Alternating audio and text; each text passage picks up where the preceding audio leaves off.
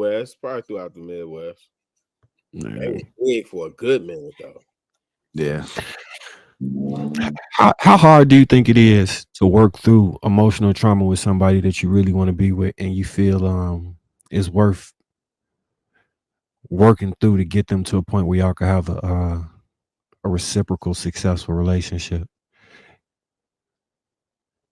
It's a lot of work, man. Very That's a difficult, lot of man. that's a lot of No work. joke. That's a lot of dedication you got to put in. It's got to be, you already have to be at a certain level with somebody, a deep level with somebody before you're able to really make that decision like, hey, I'm really going to work with you to get you where I need you to be. Because honestly, like, you already got to be pretty much, in love with her damn near to want to have to do that. If she checks all the other boxes for you, but there's one big box that hasn't been checked because of some of the things that she's been through, and you're like, I think I can be the one to help her through, and you want to end up with her, I mean, that's cool, but it's a lot of patience. A lot, like, you might want to get professional involved as well too, because at the end of the day, they shouldn't be working on that stuff to be with you. They should be working on that stuff for themselves. Yep. So you gotta be mindful of that as well. They gotta want that for them, and they gotta work on that on their own, and then you can work through some things, because it's gonna spill over into your relationship. I've done that a couple different times, and I've helped them grow, and they became better people later on, but I didn't end up with them just simply because it was just too much strain on the relationship at that time, for it to be sustainable. We had to be separate, and they had to really work on it and really want it. And then once they worked on themselves, we still stayed cool. And I've seen one of them in particular, like, all right, you're now the woman that I always saw that you could be.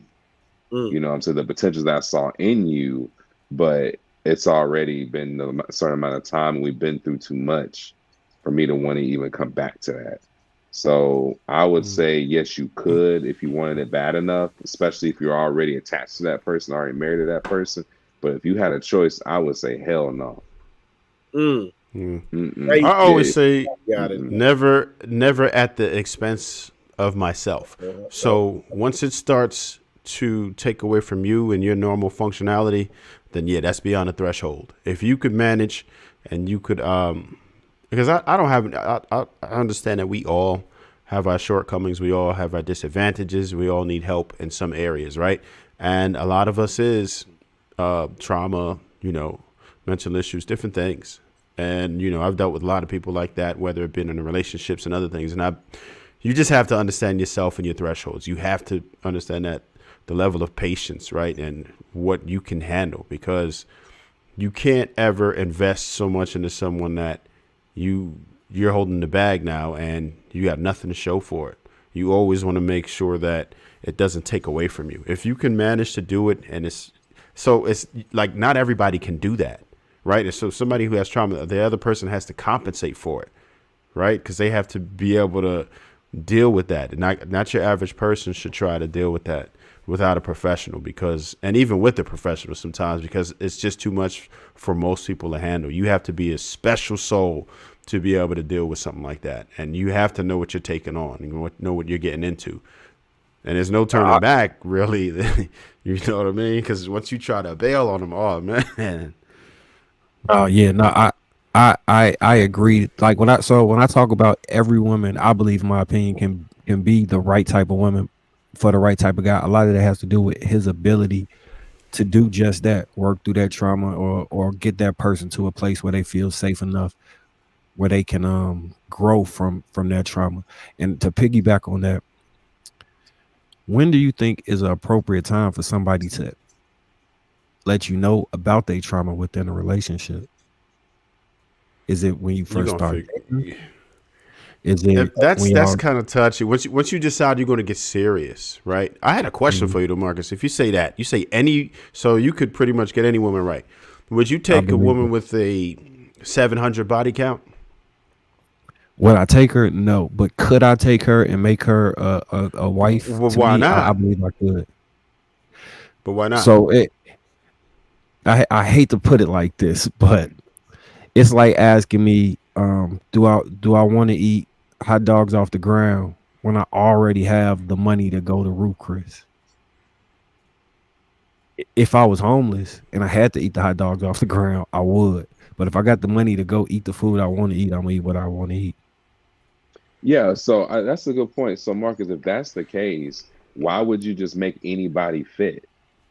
You know what I'm saying? Like you said you could make, anybody be who you need them to be if you put enough time and effort Mm-hmm. in them to work with them and whatnot. I'm saying if you got Ruth Chris money, why not go get the tomahawk steak? Why waste your time with the hot dogs or the hot dogs on the ground or the spam? Like for what? You've already elevated past that. You're dating with attention. You're looking for your wife. Your wife is at Ruth Chris. She's at Steak 48. She's not going to be the hot dog on the ground because you've grown past that.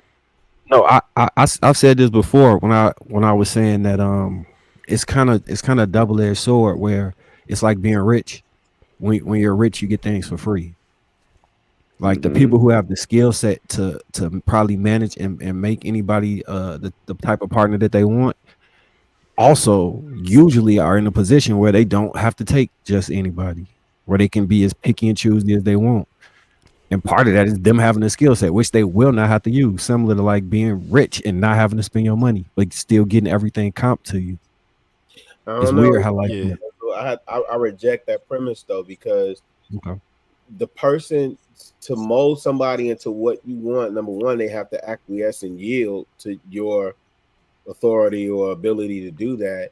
And then number Exactly. two, there is nothing that will ever trump that self-work. That is the hardest work on the face of this earth any human being will have to do, is that self-work. And I can never want it for you more than you want it for you. So if she's not, because I'm thinking about what you're saying, because these are conversations that I'm having with my son now. My son's engaged, right?